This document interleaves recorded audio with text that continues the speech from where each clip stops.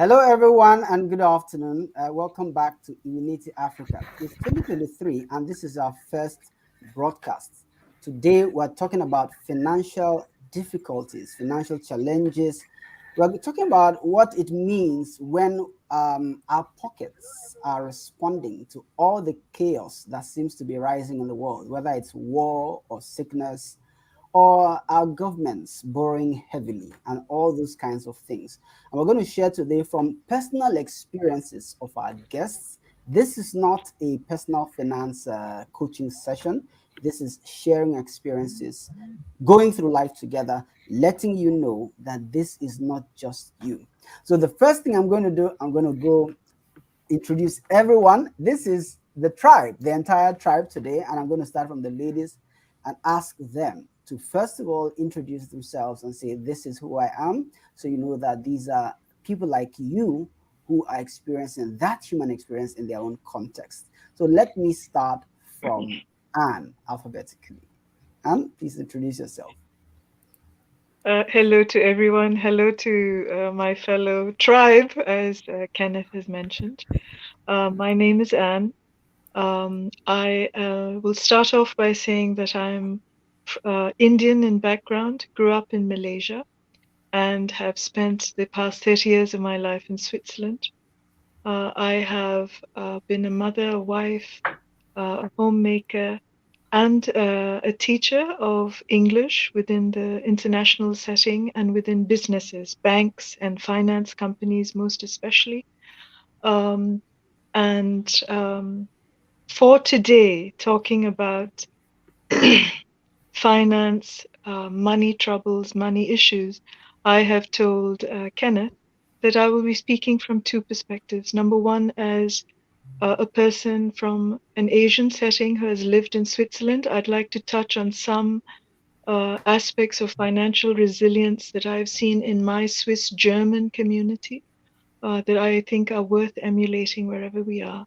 And the second thing is to talk about some of the most amazing individuals I know who deal with financial stresses. And these are the migrant people whom I know in Malaysia, who are still there, who took care of my father and mother, and how they have been dealing with the astonishing stresses, the financial stresses over the past few years, because they too carry, I think, a secret and a principle that is worth emulating. So that's the perspectives I'll be bringing in today.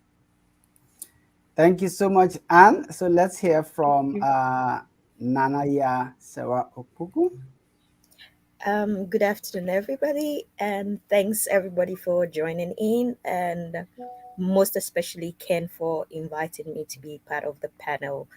As my name says, I'm Nanaya Sewopoko, originally from Ghana, currently living in Germany, and I couldn't have agreed more with Anne from her perspective. So let's dig in and let's get it started. Thank you. Awesome. Thank you, Nanaya. Let me turn over to Reina. Hello, everybody. I'm a German businessman and international consultant. I work especially in agriculture projects and renewable energies. I have a little bit experience in Western and Central Africa, and I can say um, the the COVID pandemic and all the things coming from has destroyed my former business. Wow. Oh, Means it was not more possible to move to the projects and to go in contact with customer, and we I have to find I can say a new business model, um, and it's not always bad when some strange things comes happen. Sometimes it is also a new starting point for other businesses or other point of views. Thank you. Awesome. Wow. Yes. Yes. We're going to look at that resilience from that point of view. And definitely not the least, we have also Shadrach Kubiane. the blockchain baron of Africa. Thank you kindly. Firstly, it's great to be here once again, reunion with the tribe, and also reunion with the community of Iwineti beyond even the borders of Africa. And yeah, it's Shadrach Kubiani. Ahead of wearing the blockchain baron hat, I was actually born into chaos. What most people call poverty, that was just another day at the office for me when I was growing up. Having arrived into multi-generational poverty with the seismic activities in that apartheid climate where not only were you broke, but it was somewhat illegal for you to make money. And now transcending those sustenance farmer environment. I was raised by two generations of farmers. My grandmother, who's late, was a coffee farmer in the heart of South Africa. And my mom, who also raised me single-handedly, was a hustler type farmer, not commercial, just more on the hustle. So from her hustles, various across 8 businesses when I was growing up, I had a front row seat on resilience 101, one in business, 2 in life. I must say, I was not paying as much attention as I should have back then, but having made my own journey from the village into the big city at the age of 15 and transcending through corporate with my last role being with Deloitte, a finance and audit company, and having taken a head in first dive into private business, which like Rainer is in the consulting space, where we were actually having to grow businesses and build resilience into businesses. So we have had quite a number of cultural tensions where business owners in Africa will say, it's my name on the door. So if it's my name on the door, you're not going to tell me what to do. You're not going to tell me about no resilience because I made 10 million US dollars before you and your team arrived. So hold your, I'm all chill. You're not going to tell me anything. This is Africa. My name on the door. My family can walk in and out of my business and help themselves to the shelf. Resilience for what? Future proof for what? But later, having gone into blockchain, which is about transparency, decentralization, and future proofing, I'll be sharing from that perspective of why transparency and accountability is critical. Firstly, in the home front and out in the marketplace, if one is to future proof themselves financially and otherwise. Thank you kindly. Wow. That's beautiful. Elegant as always. So thank you very much and welcome to Unity Africa. I'm so glad to have all of us here. And we're going to be sharing our personal experiences in resilience through hard times, which is a common experience across the globe in this period. The first question we're going to ask each one of us to share briefly our own, from our nations. We come from different nations. We live in different nations, our nations of residence, our nations of birth. I'd like us to share our hearts in terms of what the nation looks like now, between 2022 and now, financially speaking, economically speaking, and what the people, how the people are taking that, seeing it. I'm not talking about GDP figures or those kinds of things, but real experiential metrics that show what the nation is like. So let me come back to Anne to start that conversation. You know, when you first sent us the different questions, different topics, the first thing I said to myself is, as far as I know from my experience and my reading, Switzerland is very unique in one aspect. Switzerland and money. Yeah? Yeah, the banks. Switzerland and money. And this one, and I have to say this for those who don't know Switzerland very well. Switzerland actually has very distinct cultures. One is called Swiss German culture, right? So if you look at the map, one section northeast. The next section is Swiss French culture. There's a Swiss Italian culture. And then we have a smaller culture that is called Romansh. But all of them share qualities around money and the way they value it. the way they preserve it Mhm. and the way they look at it. And partly because of their history, Switzerland has actually seen times of great poverty. This is what people don't know. So, for instance, my former father in law has passed away. He was born in the early 1900s. His family was wealthy in the Swiss Italian part, and they lost everything in misfortune. World War One. They were out in Poland and they took the business, they set up a business in Poland, they made money. So Swiss have actually had to leave Switzerland because of poverty. There's been cycles of that even in the past, before in the late 18th century. So these are not people where you will say they've always been rolling in money. Mm. So I would say one characteristic that we may not see, because now all we see is UBS, Credit Suisse, Swiss banks, and whatever, is they actually learned to save money. Mm. So this is the first feature.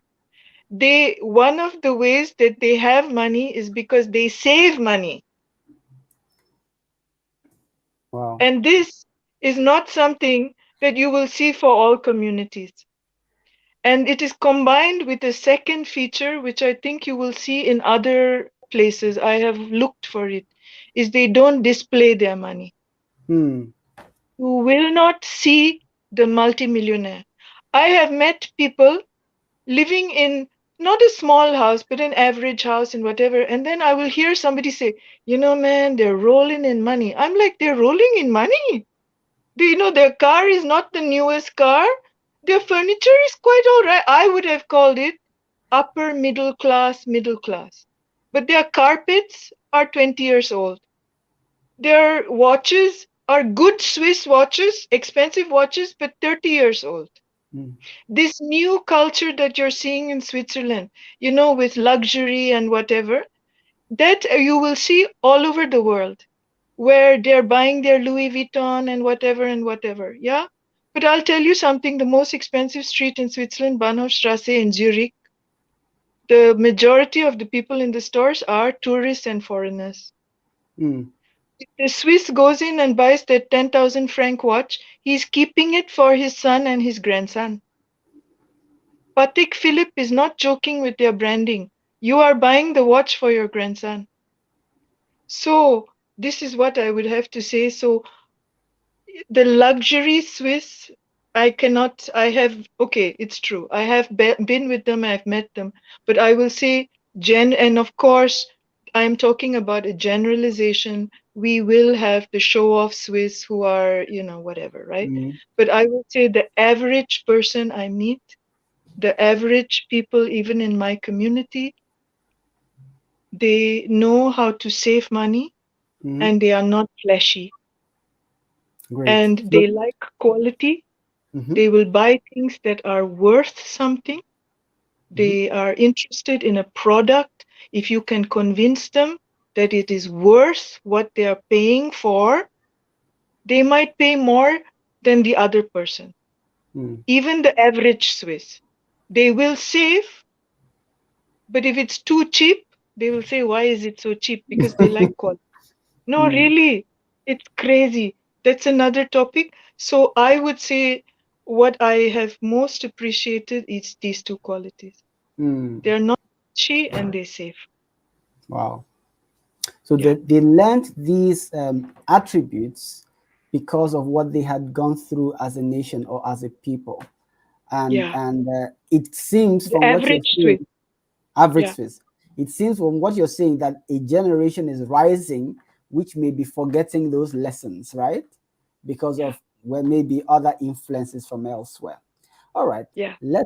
Good one. Awesome notes. I hope you're taking notes wherever you are watching us from. Let us know if you just joined us. This is Unity Africa, and we're talking about handling financial pressure. Let's know who you are and where you're joining us from in the comments.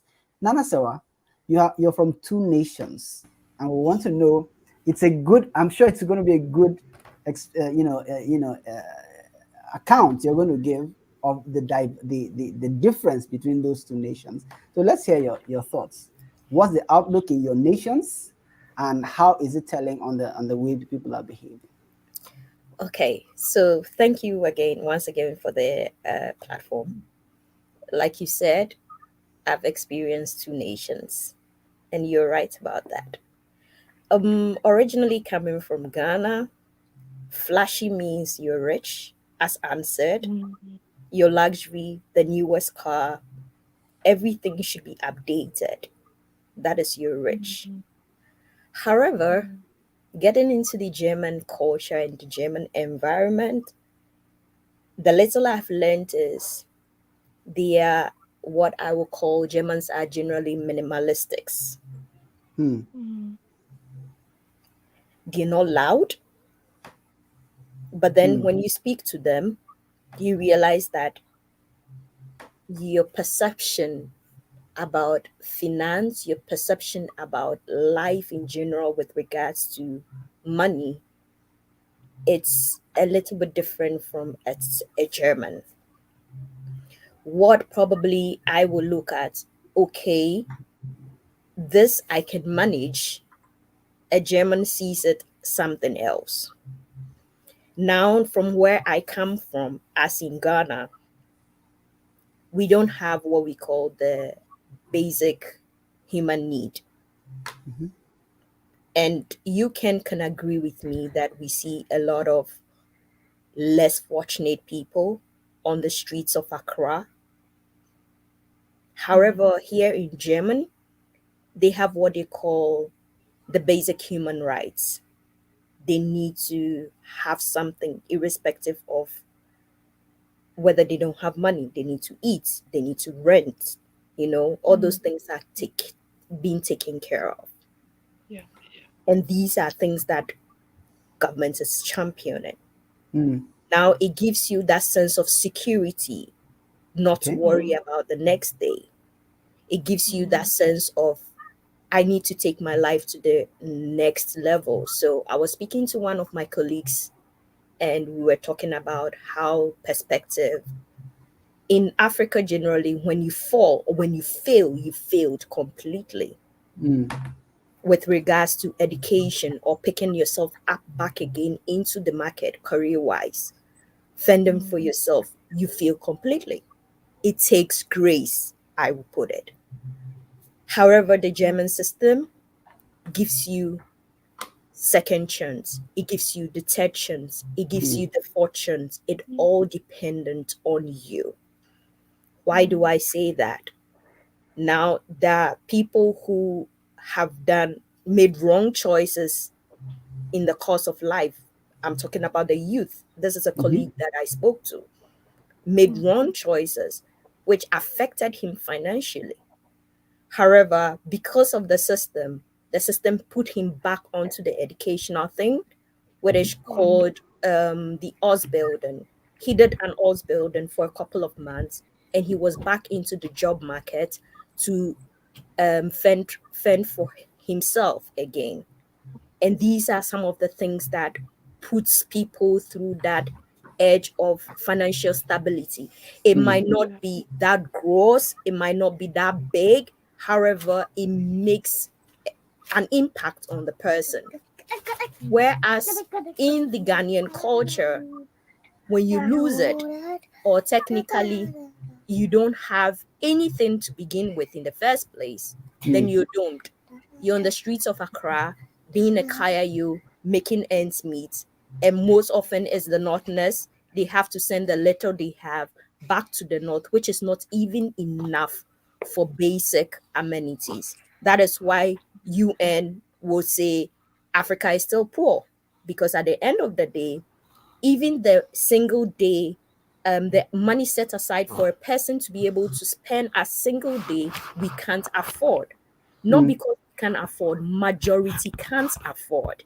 Hmm. So eventually it puts us on the poor rate. Whereas a lot of people can afford, but quite a number of people can, but they are not average. They are just the numbers that when you add up, it doesn't even make a difference in the community. But here in Germany, it's quite different. So I Hmm. can agree with Anne. The community is quite different. They have different kinds of perspective, Hmm. different kind of individual. However, generally, I think Germans are minimalistic, and they basically impact on you in a way that you really can't tell, but before you know, you've been Germanized. All right. Thank you very much, Nana Isewa. So there are a few things I'm picking up there. First of all, there's a huge role the government plays in Yeah. um, giving the people some level of padding, some comfort in the midst of such dire situations. And when we say poverty or financial stress or financial hardship, it means different things to different people. And, uh, and we're going to learn more about that in the context of our conversation. I'm going to turn over to Reina to give us another perspective and share his story. What is the outlook in your nation? It is, I know it's the same nation, but what's your perspective of that outlook? And what are you seeing in society that displays or that shows us the real situation on the ground in your nation? Reina. First of all, I can tell you that in the corona pandemic, countries like Switzerland or Germany are the winners. Hmm. Means, Mm. why is this? The reason is when the world is unsecured, the money is looking for a secured harbor. Means never in history in Switzerland history, in German history, foreign money is dropping like bombs to Hmm. our countries. All the Mm. Hmm. people from Russia, from Asia, from Africa, they want to invest in such countries like Hmm. Germany or Switzerland, especially. Means they are looking for a place that is so secured for the money that they want not lose the money. Hmm. Yeah. So Mhm. for that, it's also not always good. Means when you see what the prices of houses and storage and all the immobile real estate things in Germany grow up, it's also a Mm. reason of that. So from Mm. the you can see, I know very well, it's billions over billions euros are and US dollar coming to Switzerland and coming to Germany to find a Mm. place to invest. This is first the first thing what I see in international relation about what is happened with in other countries. So the reason this is also the reason that when the state of Germany asked for a loan, this loan is very cheap. It's minus zero, means when when the German government is asking the international financing companies for a loan, they give us the money for free. It's reality. Means Hmm. this Mm. is the only reason for that is that they say, okay, we cannot invest in Turkey, we cannot invest in Russia or in other countries. It's maybe not the best profit in Germany, but the money is safe. So it is the Yeah. first thing to understand Mhm. what is really happened in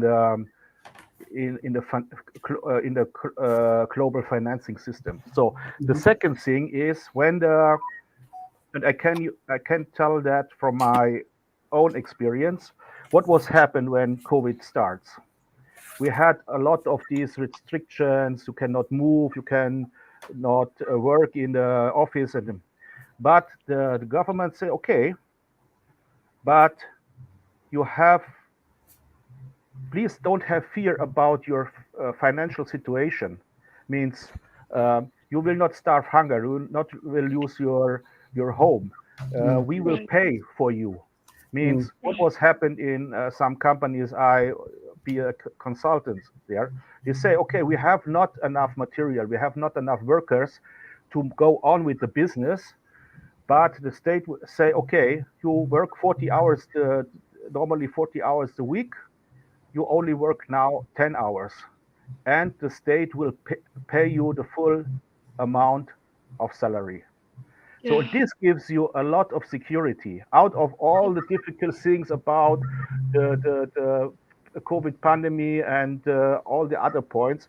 But when you sit there and you say, okay, I can pay my rent, I can pay my food, it makes you more quiet.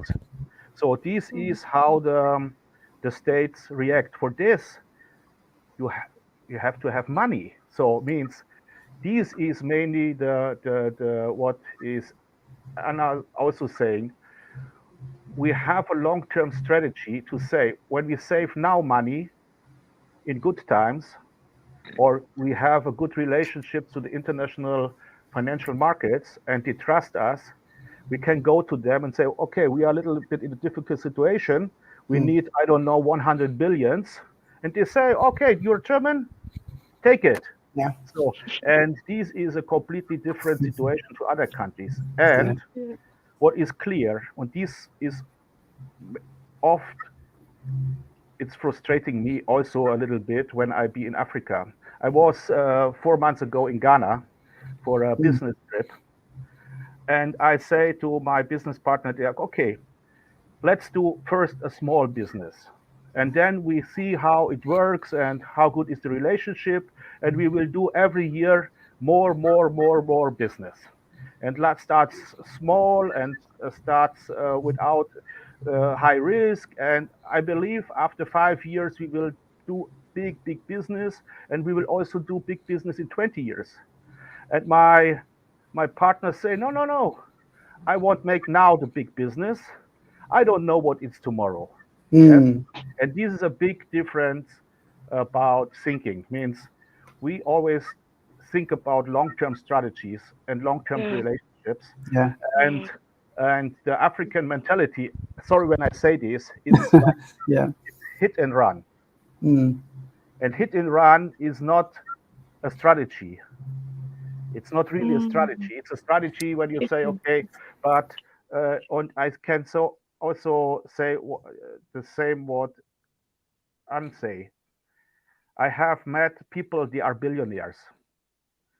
Yeah, you know that they are billionaires, but they're not running around with a sign in front of them, say, I'm a billionaire. They have his own circle of good friends and everything, and they can buy everything. But what they say is, I can fly with a private jet. Also, other guys can fly with a private jet. It will be always a person, they are richer than me. And it's not a competition. So means in when I be in Accra or in, I don't know, Point Noir, it's always, oh, I have a bigger car as you. But when you really look at bank account, you say, okay, you have a big car. I have this car also. It's not important for me to have a Porsche Panamera. So this is um, the biggest difference. So, and but on the other side, it was a rebirth of private relationships in Germany. I think in my family too, and also in the community. Normally, you don't need your brother to help you. You don't need your grandfather to help you. But what I see, when you have a strong family, a strong relationship to your family, to a father-in-law, and everything, when it's become difficult, like in my business as a consultant, when you cannot go to the office, you will not make money.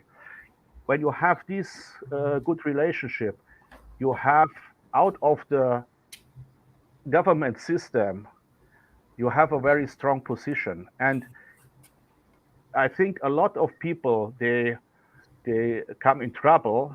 They remember, okay, I have also a family.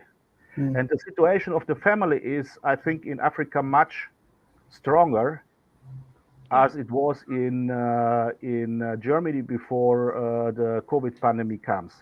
So this is maybe the biggest switch as a result of this situation. But I can say nobody has to starve hunger in Germany. Nobody has uh, to go out of the house. Even nobody has freezing now. This is Mm, always what the Mm. people think out of this Ukraine war.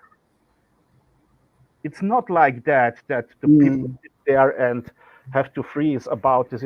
It's it's expensive. It's more expensive as before, but it's not like that the people die about this situation. And the state is helping us to manage this situation. And this is on one side a very good point, but sometimes I have the feeling that the people are a little bit lazy about everything is fine and you have not to think about what is really going on. But mm. this is an overview of my experience of the last 3 years. Wow, so many points there, and I think it tells us how we respond to situations depending on where we are. And Arena has talked about the cushion effect of the government's efforts, but he has also talked about something positive about family relationships being strengthened by these equal difficult times, and the assurance that people have that, look, I'm not going to starve. It's a good assurance. At the same time, it could also create a kind of laid back attitude if you are sure that you're going to be fine. Great lesson there. Thank you so much, Reina. So let me turn over to Shadrach Kubiane. Let's hear your thoughts on this one. What is the outlook and how is it showing up among the people? Thank you kindly. If I put it to you and our audiences and my fellow tribe, firstly, I've enjoyed their inputs, been making lots of notes digitally here. Mhm. If I put it to you and our fellow tribe and audiences that tomorrow, which is I think the 5th, if Usain Bolt, the fastest man in the world, was to go mano a mano with me and challenge me on running, I can beat him. I can beat him, and I'm not even going to train. I'm not going to exercise. I'm not going to get rid of my airbag yet. I can outrun him. And here's what it has to do with this conversation. Yeah. I can outrun him, provided the strongest set of handcuffs in the world, they cuff him in the back, on his hands, they cuff him on his feet, especially his feet. His feet are a danger. His feet are a danger to my dream of outrunning him. I must make sure that man is tied up. His feet are an enemy of progress to me, the aspirant fastest man in the world. So, yes, if he's listening, Usain Bolt, his team, I'm on tomorrow, but bring yourself a set of handcuffs. Yeah. Why am I saying that? You know, never in the world does inequality play itself out than in the heart, in the eye of the storm.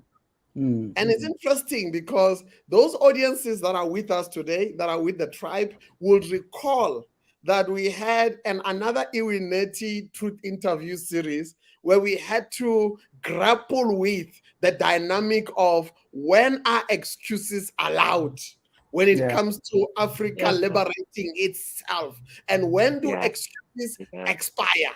Oh, yes, I see Yeah. our friend James from Canada. Salutation, James. So all these truth interviews, all these Iwineti fire chats are critical because there is a common thread through them.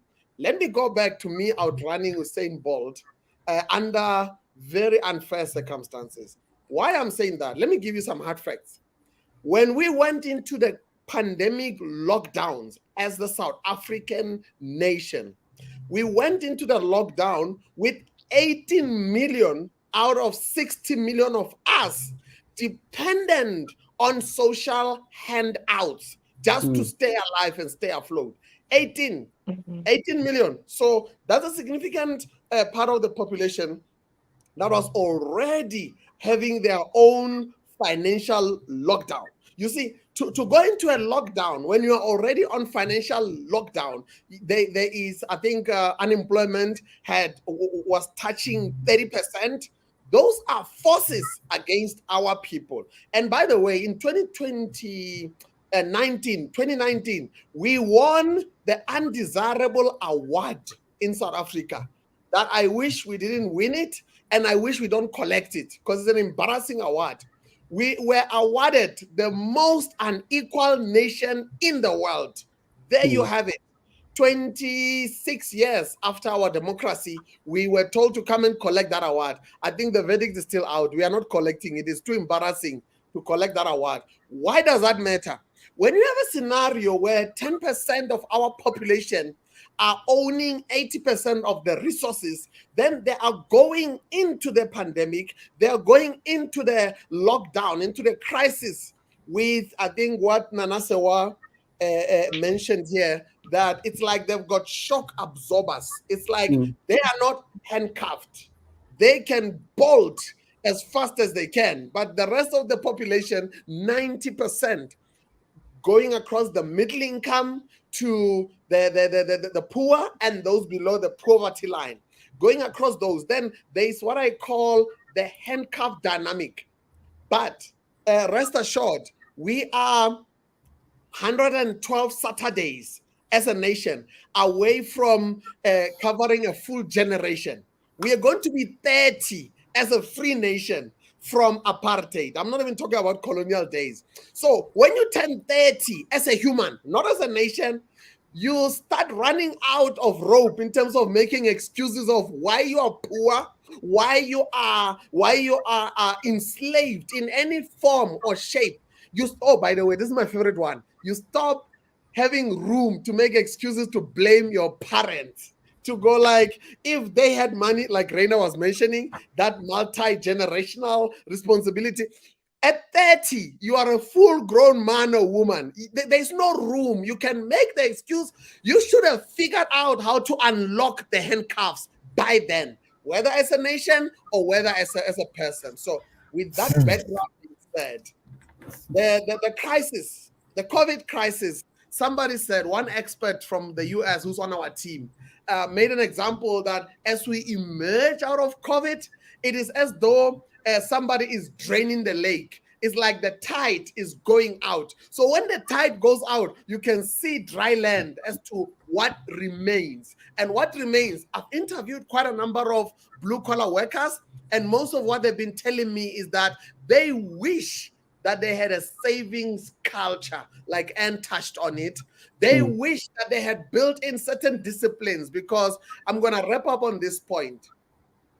Principles will always trump anything in the room. Principles. I know that there's a shift from Swiss where some people are now leaning more towards consumerism and away from what I would call a production mindset or prosumer mindset. So I know that there's a shift. Even in China, the descendants of rice farmers that work the land with dirt in their nails, now they are flashing your Bentleys, your Rolls Royce. So they are kind of like living that rice culture of, because rice is the most harsh, or rather is among the most difficult of crops to cultivate. It will humble you. So now they are moving away from the principles of such as patience, building character, being future-minded. I like it when Anne said, buy the 10,000 watch for your child or your grandchild. So now they are moving away from that multi-generation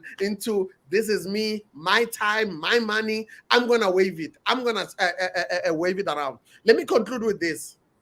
Long before the pandemic, there are two sermons. You know, Nanasawa mentioned the worldview. Other people mentioned the worldview as well, excuse me, as well.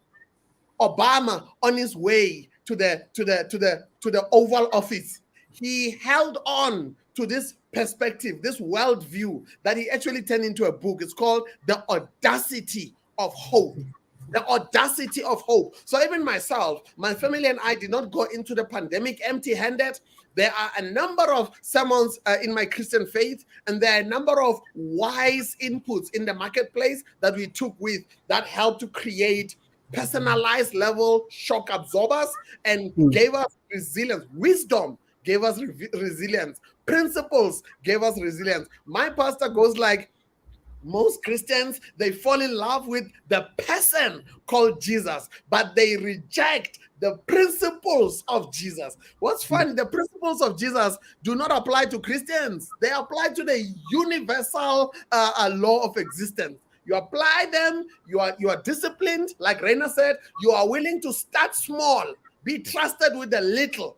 Then you would master that prototype environment to now scale and go big, rather than having the mindset, go big or go home. There's no room for that mindset when it comes to creating sustainable wealth, when it comes to creating those shock absorbers. So principles are quite critical. And I took two sermons into the pandemic, just a headline. One of them was no more Christian acrobat.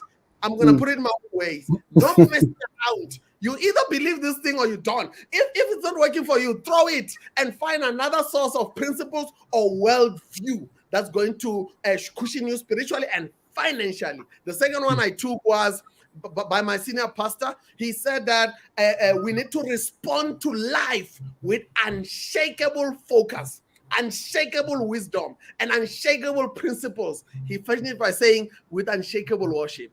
I'll rest there.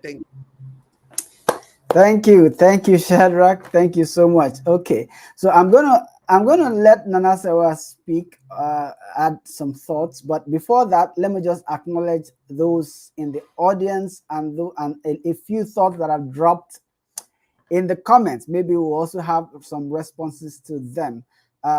We know that James joined us all the way from Canada, and Katung joined us from his part of the world. He didn't state what that part of the world is, but I happen to know. And James said, in response, I think this was in response to Reina and Anne. He said, Western countries like Switzerland, Germany, and Canada have built social systems that help ease the burden. So that is a big lesson, both for those operating in the community level, at the national level, leadership, social systems that help ease the burden.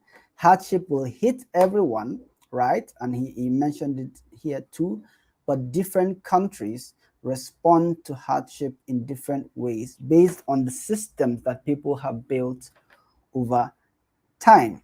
And this is a response to Shadrach. But Shadrach, the 18 million social grant recipients are added to the 10 million existing recipients. So there are essentially 28 million in SA, which is almost 50%. So if I understand this well, about half of the population of South Africa are dependent on welfare, right?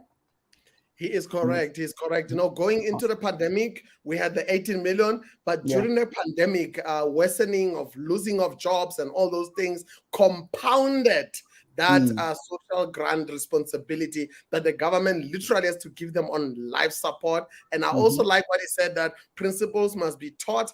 I agree. Principles must also be modeled in front of us when we are growing up and in business. Fully concur. Thanks, James. Wow.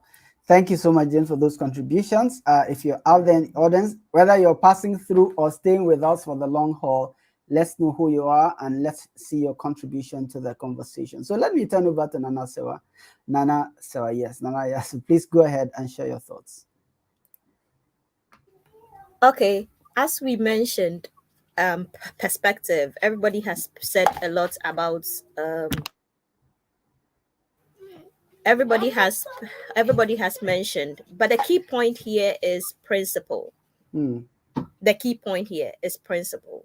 Now, our generation, Anne has mentioned, Rena has mentioned, Shadrach has mentioned, but we are forgetting to see something. Our generation, instead of learning from the old, we are creating a different path.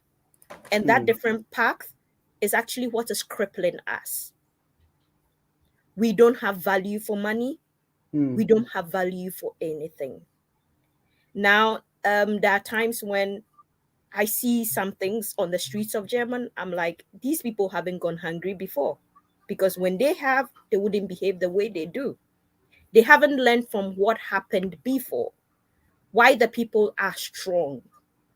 Now, in comparison to Ghana, in 83, there was something we call the hunger strike. We have forgotten our past. Now, the past is there to give us a bearing to the future. And there is a reason why there is a saying, make hay while sun shine. You need to put a little bit of it down, just so it could cushion you in times like this. Yes, one mentioned Germany, Canada, Switzerland has something they call the social system. America doesn't have a social system.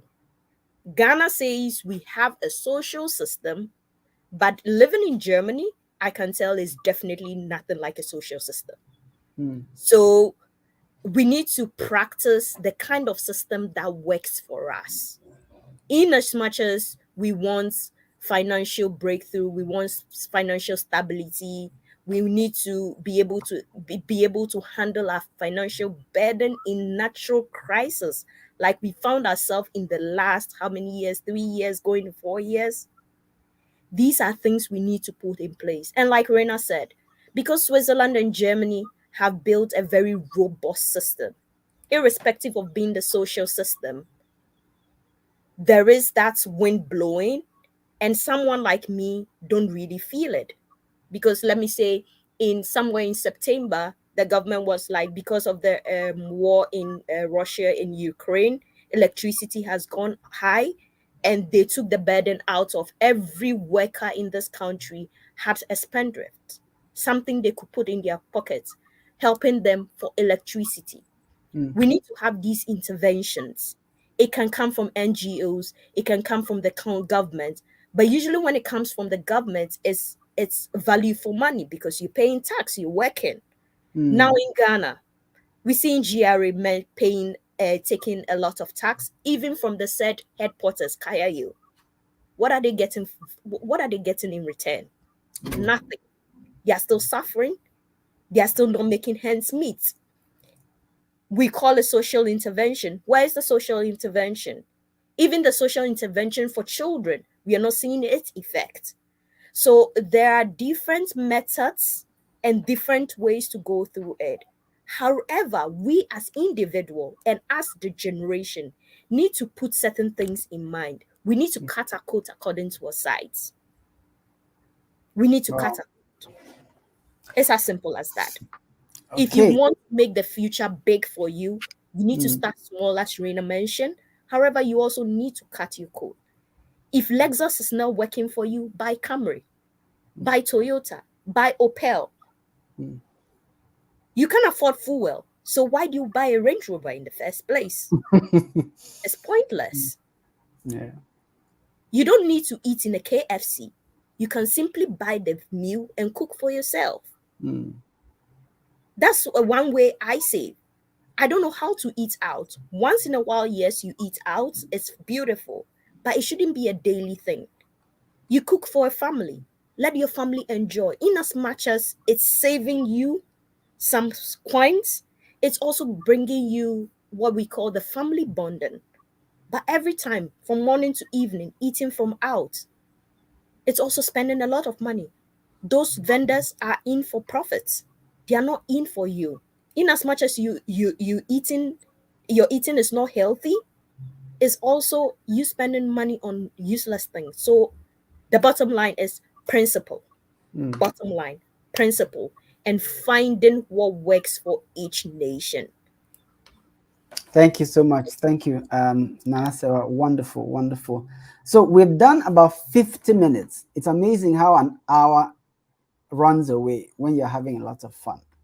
So we're going to go deeper into a little bit into some of these questions, and I'm going to ask each one of us to share very quickly 1 year in the past, 1 or 2 years in the past, where certain events unfolded and people had to navigate those events, and give us 1 or 2 examples of what people did at a personal level to navigate those events.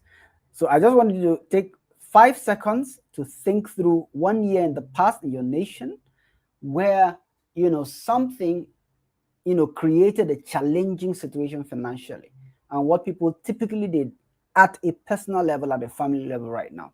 So before we do that, I'll just go take a short break for 30 minutes, 30 seconds rather, and we'll come back to have that conversation.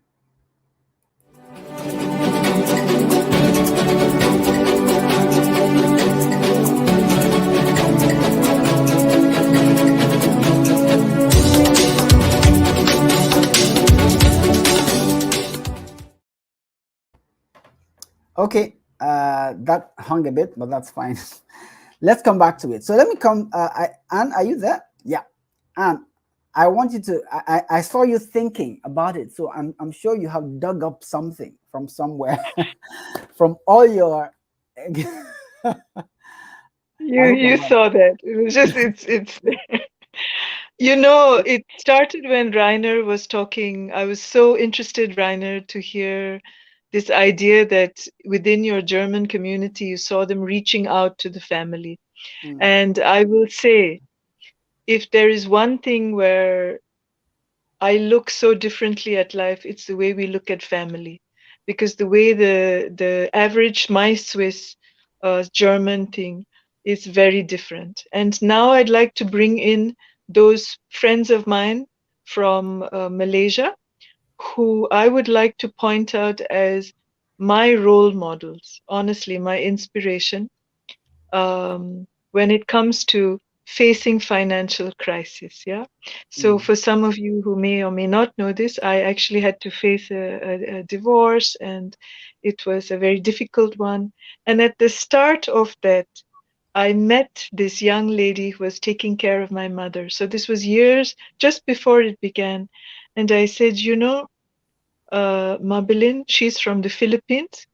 She has been working from the time she was 16 for her family. And mm. I said, Mabelin, I don't know what I'm going to do because I have no money. And then she stopped. We were walking to the market to get the Mhm. food, looked at me and said, Ate, I have no money also.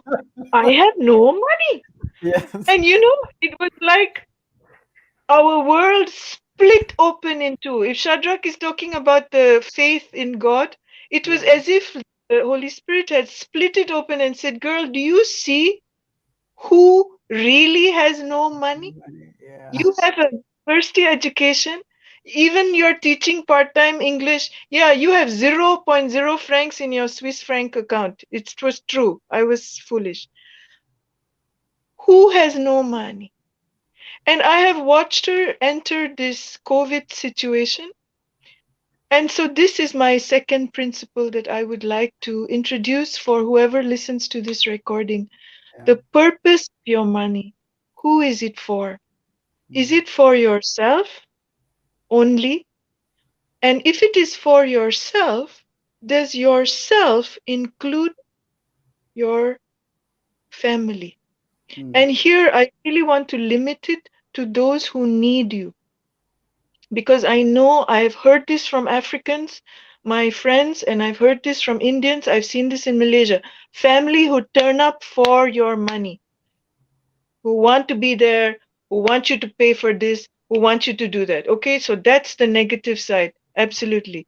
But Mabelin, let me give you an example. 5 years ago, 6 years ago, I had told her you have to start saving some money. After almost 20 years, she had zero money. She was sending everything back to her dad and mom mm, and family and paying for education. So she started to save. 6 to 8 years ago, her father had an accident, fell down from a coconut tree, and became paralyzed. She emptied her bank account to see him, to try and heal him. He's mm, still paralyzed. She entered the COVID season and she said, Ate, I am not working for myself. I'm still working for my family. I will find a way through this and I will start saving again. Don't mm. worry, Ate. Let me take care of my family for now. So Wow. I'm telling that you watch someone like that, she's 40 years old now, 42, and I'm looking at her, I'm 60, and I draw my example from her. She is putting people through college. They are all fishermen in a small island in the Philippines. So Mm, I will say maybe to see us through a tremendously challenging financial time, to remind ourselves that when we are working, when we are earning, there we can open our hearts to someone that we can help. Hmm. And I personally have taken this for myself to say maybe it's not financial. Hmm. So there are a lot of people now on LinkedIn. I will say, hey, DM me. I will send you websites. How can you help with your English? What can Hmm. you do? Because it is also worth something. Yeah. Who want to talk to me about X, Y, or Z? People I see, and I will strategize for them. I will say, hey, how about thinking about this for your business? So that we are thinking a little bit beyond maybe what we are getting or not getting financially. So that is what I would like to put out there. All right. A lot of heart coming out. And Yeah. when you started and you talked about no money, I remembered something that I thought about some years ago. Elon Musk said he was broke because he couldn't was trying to find $200,000 to invest in some business. So I said to myself, broke means to some people I don't have $200,000, but broke means to some people It's broke true. means to some people I don't have one city, right? And it's incredible, and it's sometimes it's good to hear those stories to position yourself right where you really are. I remember my Absolutely. personal experience at a time when I didn't have much money. I would pass a certain beggar, and he would look at me. There's a place called Kanishi. Nana Sewa would know it. I said to myself, I don't have much money. I can't give him one city. And I had a thought in my heart. I said, if you give this person one city every day, you would have spent 30 cities at the end of the month. How much is that really to you? you know? So it's a balance that when we hear the stories, our hearts open up a bit more and we see what it means when we really say, I'm broke. Is it I don't have $200,000? Or is it like the other person saying, I don't have one CD for the next meal? So that is very, very insightful. Thank you. Let me just read one or two thoughts from James. James has really shared his heart here too. Personally, we've stopped frivolous spending, bought less expensive food, and paid down much debt. But things are still harder than before. Thank you for sharing your heart. Personally, I've been racking my brain for new ideas to create current and future opportunities anywhere, anytime, anyway. Yes, they will come. You're brilliant guys. But I've also donated to help others because we all need help sometimes. Perfect. Exactly. Exactly. And it's so important. So I'll turn over to Reina this time around. Reina has been around for some time, and I want to ask him to point out 1 or 2 years that he's seen in his nation or in experience, whether it's in an African nation, a European nation, where something hit the nation. How did people respond on the personal level? Your experience, sir. First of all, after the COVID pandemic, it was a study, and they find out that never in history the Germans had so much money on the account. Never. Wow. The reason for that was they cannot use the money for traveling to go to the restaurant. They pay Hmm. something. It means the the accounts was very full. Hmm. This was a very interesting thing, and I've spoken with a lot of people. They say in financial industry, they say we have a lot of money in the accounts, but we have no idea how to use it. So this is and this is also a reason a little bit about inflation. Means when you have too much money, you will pay for something a higher price. Yeah, it means Yeah. it's a little bit easy what I say. It is not correct from the financial side, but this is what is happened. So I can tell you, it was a little bit at the beginning of the COVID pandemic. It was a little bit that the people say, okay, now we have time to think about the situation. It Hmm. was we had 10 years, 20 years, 50 years. It was full level. We work, we work, we work.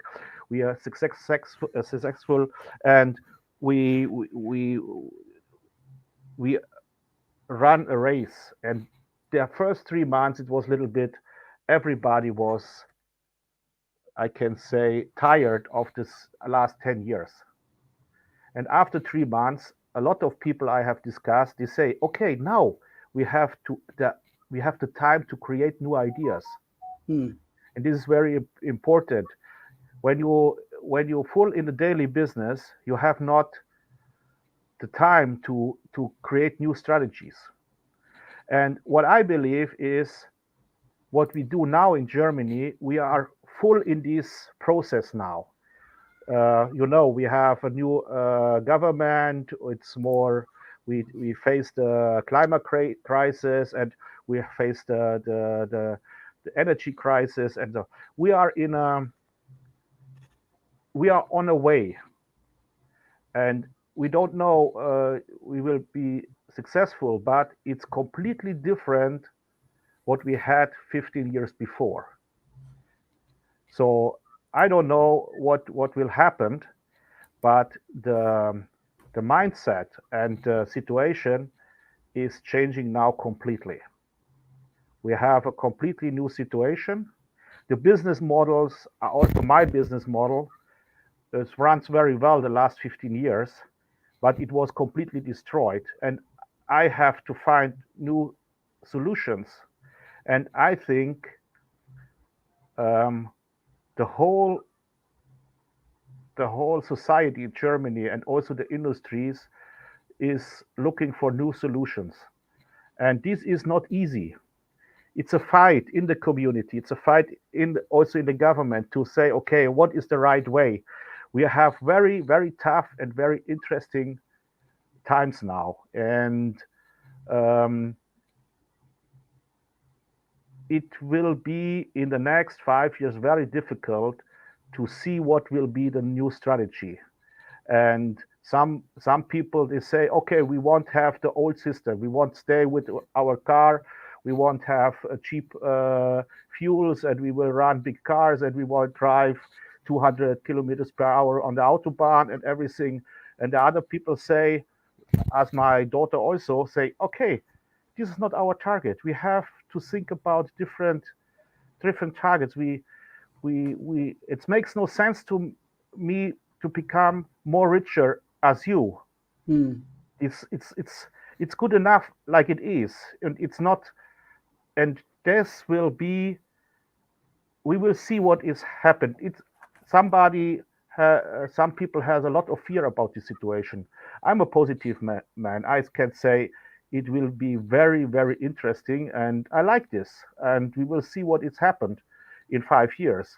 And I have no fear. I will find a solution, and this is. But it's very interesting to see what is going on. Hmm. Thank you. Thank you, Reina. Thank you. Thank you for sharing your heart. So much powerful. One of the things I heard Reina say was value. What do I mean by value? I have $1 million or 1 million Dutch in my account, but I can't do what I want to do with it. So we need to start thinking about what does money mean? Why am I asking for more money? I mean, aha. So even in a situation where some people had a difficult situation and I have so much money now, but really, what does that mean? So we have to start asking about the meaning of money even in our context as we deliberate these facts. So let me turn over to Shadrach. Do you remember a year that we had to pass through something like this before now? And how did people handle the year? We'll close out in about 10 minutes, but share your hearts with us. Thank you kindly. That question is so packed. Mm. And I'm thinking what we often do in our strategy sessions in the company and as a family, we often we bring a separation of powers between the macro forces and the micro realities, the national, regional, continental, and the personal. So if I split that on a macro level, and I'm going to speak from a South African perspective, I could delve into the natural disasters of the last 50 years. I could delve into the violence, the massacres, and the politically induced loss of life, which is very tragic, regrettable. I could maybe display significant dates between 1976, where the youth were massacred for trying to be liberated. I could mention other bombings and everything, but I think to put the point across, given the restrictive time I have, I might actually opt for the personal level. You know, I'm turning 39 years of age this year, in about a couple of Saturdays. And when I look back on my life, yes, and I'm not saying this to flesh it, yes, my wife and I are privileged to live in the richest square mile on the continent of Africa, to live and work there. So we live and work here inside this, what looks like a cocoon. But if you were to zoom out of that, and we are very grateful to God for that, if you zoom out of our current reality, I've never said this on the record, I've never shared it in a gratitude Sunday, I've never shared it anywhere, but I was actually homeless, lived on the streets for a year in my life. The reason why I don't speak about it, because I don't know how to share it without inducing or triggering a need for people to give me sympathy. I don't know how to do that. Maybe one day when I'm sipping on tea on a porch, I might write a book about it, of what I faced in that 1 year of homelessness. I might revisit it.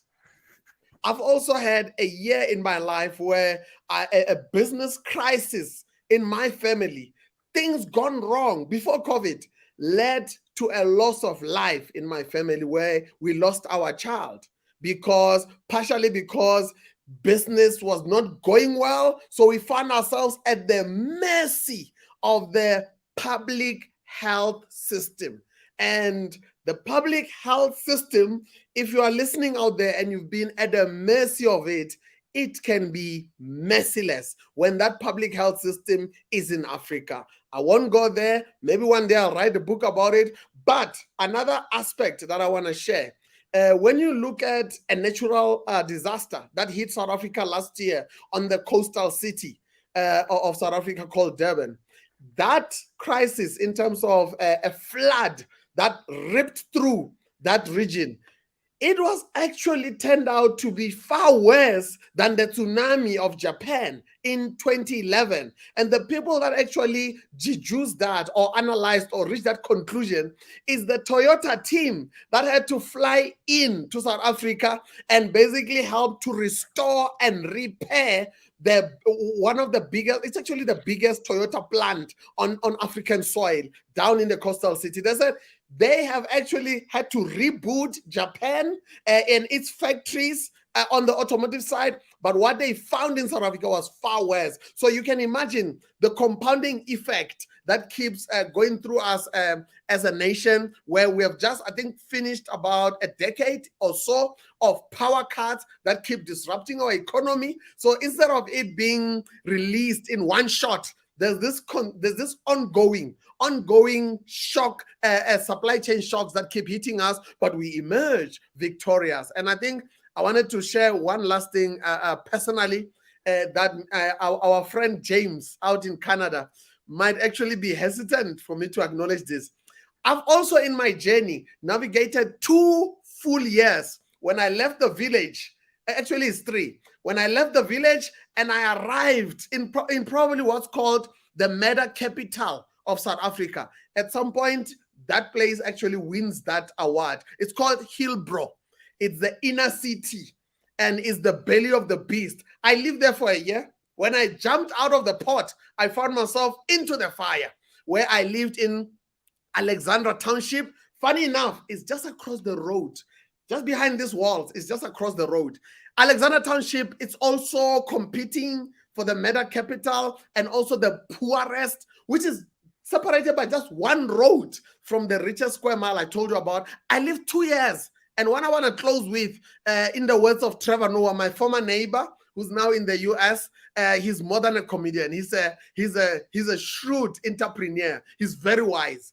So he said that during COVID, those 2 years, they are what we must refer to as the COVID years, because 1 year might have been compounded into 10, depending on whether you are making it, you are cruising like James says it, or you are being crushed. So those were COVID years. COVID years were really folded into one. Why am I mentioning that?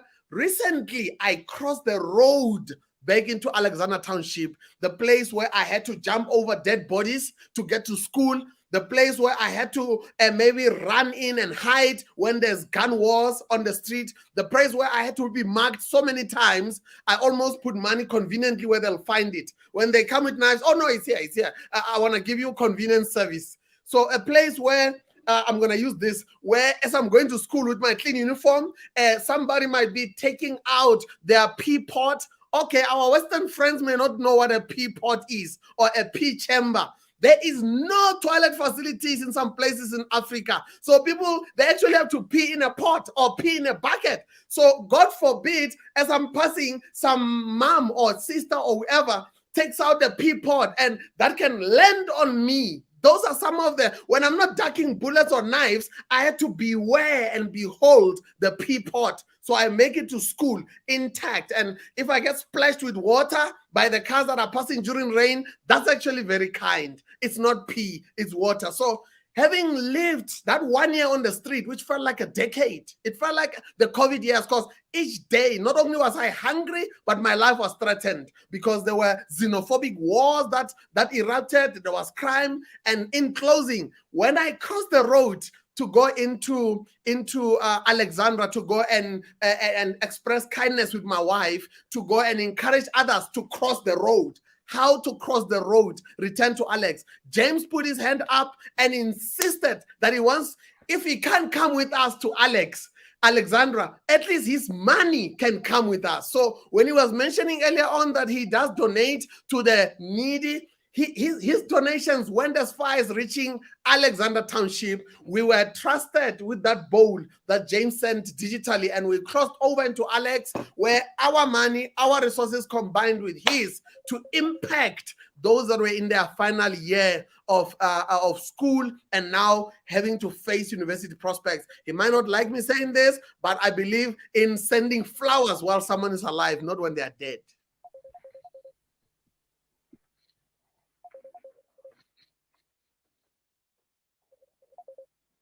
Thank you so much, Shadrach, and I definitely concur on that magnanimity of James. All the way from Canada, his hands and his heart have touched us, even here in Ghana and Nigeria. Much appreciated. So we're going to wrap up. This is 5:16, but just one more quick question. What do we learn? What can we pick up in summary from all this? What many people have predicted that in Ghana and in some other nations, the year 2023 might come with its own challenges. In Africa, several nations still borrowing, still under the influence of the IMF. Maybe in Europe, we don't know what is going to happen with the Ukraine war. In fact, the other day, I saw someone predicting that 2025 is the year of the war between the US and China. I don't know what that might look like. But whatever it is, I want us to share our hearts, last words, final words for this session, telling everyone who is watching or who might watch this later how to go through any potential difficult situation they may find themselves in as we go into the year. Let me start from Nana Sewa. Okay, thanks once again. So I'd lastly say, what is financial pressure to you as an individual? We need to realize that we don't have to let money consume our thoughts. One, we also have to prioritize what we can control. And we have to pay attention to essentials. We need to know the difference between wants and needs. When you can't do it, find a specialist to speak to. Once upon a time, I was doing a normal Excel sheet, but eventually I said, no, I needed somebody to help to see if what I'm doing, because I'm not from a financial background, I'm from the technical background. And lo and behold, it turned out I was doing good. I just needed a few pegs here. So sometimes we need advice. irrespective of where you are, whether in Ghana, whether in Europe, wherever you are. We are in trying times. Don't let money consume you. Prioritize what you can control and be very particular, unapologetic about your essentials. That's what I can say. Thank you. Thank you very much, Nana Sewa. Let's hear from Anne.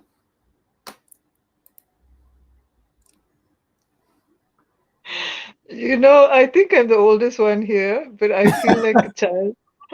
I feel like a child with this question. Um, I think, maybe it's because personally I've had some fairly challenging situations to deal with. So the question of dealing with things financially actually gets subsumed into dealing with life for me. And the lessons, so the last 6 months have been particularly trying. And when I came out of it, because I live as a Christian from a faith perspective, and I said, why is it that I keep going through the crusher every time? And I felt like I had what I called a spirit-led answer. It's because I kept giving up on hope. And for those of you listening out there from a faith background, you'll be like, you can't give up on hope. But that's what I did. So I would say, for whoever's listening, whom my words might touch, is don't give up on hope. And if you have, don't feel ashamed. Don't feel ashamed for any actions you have made or taken during those hopeless times. Find someone who will have hope for you. And that is actually something that can come your way. And I would like to commend you, Kenneth, for this session. I really wasn't sure how it was going to turn out. But I must say, listening to Rainer and Nana and Shadrach, and you have allowed us to open up on multiple levels, personal and business-wise. And I have packed my heart and my mind with very good things, and I thank you all. And yes, let hope be our anchor through every storm, is what I Wow, would say. that is absolutely awesome. And James says, life's waves are both abundant at times and devastating at others. Yeah. We're here to ride those waves, and maybe as we slid up the waves, we can catch a few others to lift Wonderful. up some others. Awesome, right? Hopefully, on our way down, someone will do the same for us on their journey upward. What else is life about? So that is the value of what we call money, what it can do for us and other people. Thank you so much, and for those thoughts. Yes, yes, thank you so much.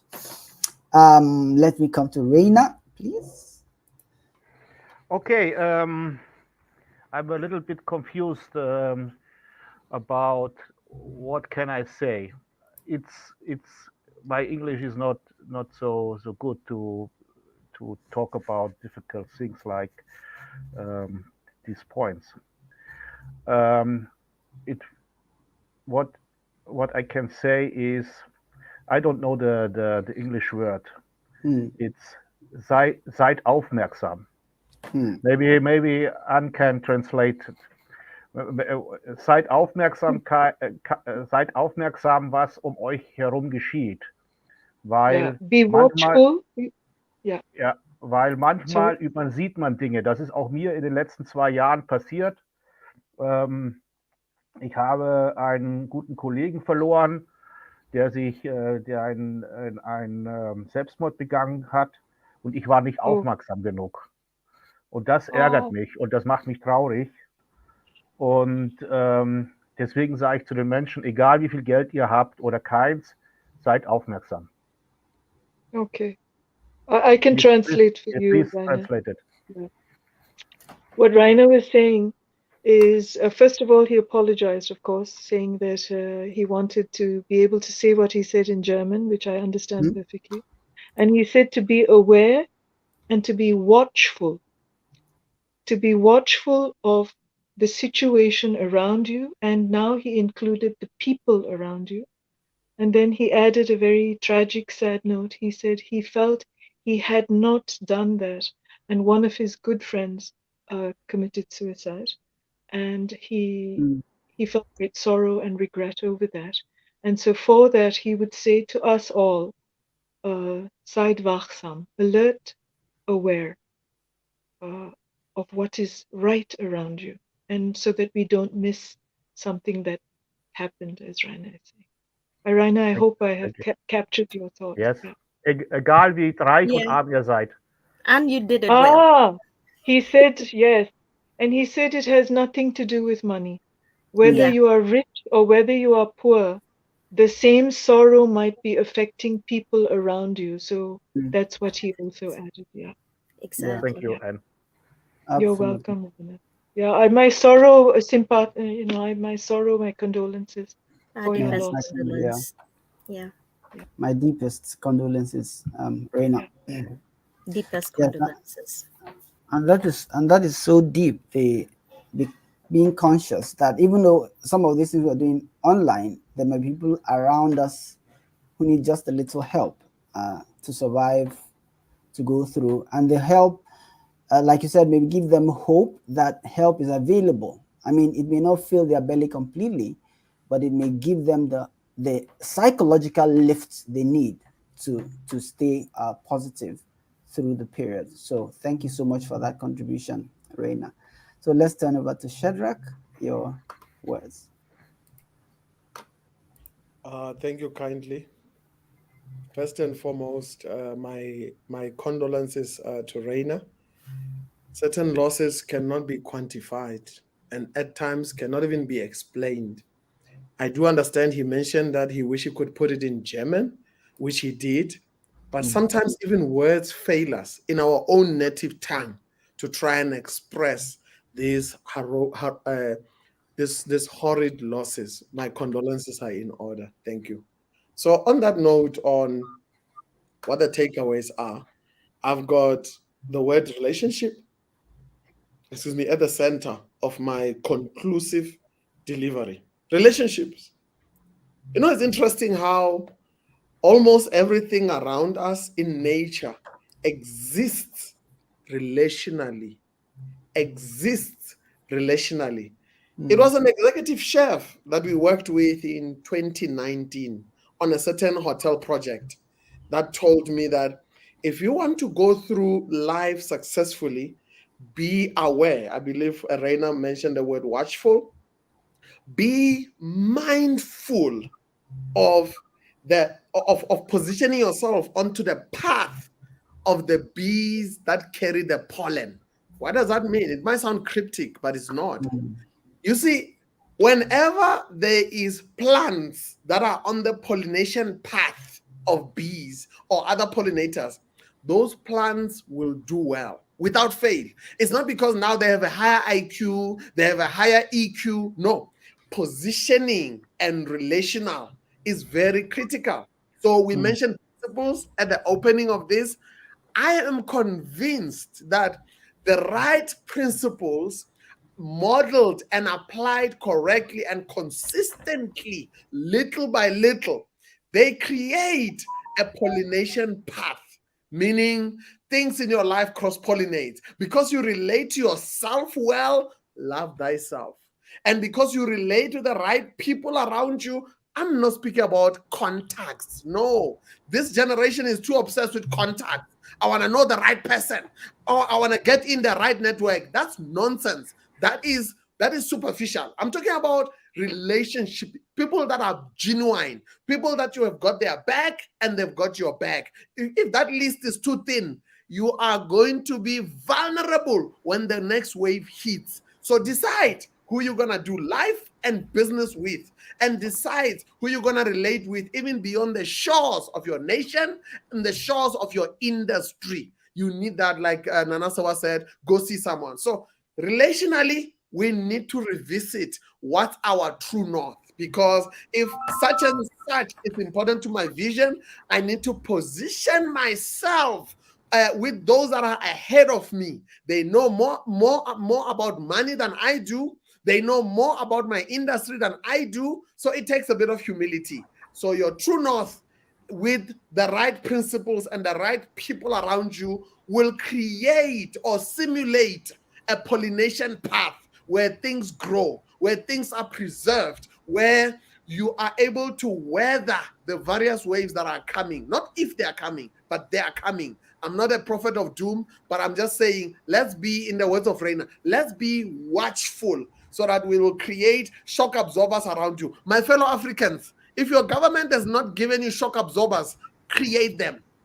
If your industry might not have shock absorbers or self-regulation, build some into your life and into your family. If you cut on the chicken, if you downsize the car, whatever that looks like for you. My parting note is this: in the last 39 years, and by the way, I'm turning 40 in 66 Saturdays from today, on the 11th of May in 2024. I'm turning 40. So I'm very reflective right now.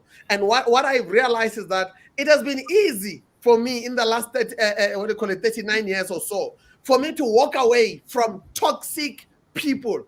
It has been easy because, it's toxic. I'm out of here. It's going to harm me. But what's been hard is to walk away from well-meaning people. They're not going to send the elevator down for you. They're not going to give you opportunities. They're not going to be a shoulder to cry on. They're just nice, and they mean to send you the big one day. Those are the enemies of progress. Don't build with such people. Be on your own. If you want to be future-proofed, walk away from the well-meaning people that are not going to pollinate your wealth with good ideas or good actions or good referrals. They're not going to help cultivate your garden. Walk away, because in closing, they may be good to you, but they're not good for you. Thank you. Thank you so much, Shadrach. That's awesome. Wow, we've done an hour and 30 minutes. And I think one of the values that have come out here is the authenticity, the depth of our hearts that we have shared. And I know that there is much more that could be shared, but for time, and my hope and prayer is that everyone who watches this, whether they few or many, will be people who need to get this encouragement, need to be nudged forward towards these right principles, need to hear that this person I'm looking at on the screen, as good as he looks, he might just be experiencing something similar to what I have experienced. And because he has hope, faith, trust, I can do the same. So thank you, Nana Sewa Opoku. Thank you, Anselm Samadeni George. Thank you, Reina Togel. Thank you, Shadrach Kubiani. We'll have to end today's session, and let's end it by just saying one goodbye to everyone on the screen. Thank you very much, everyone. Cheers, Goodbye. Thank Cheers. you.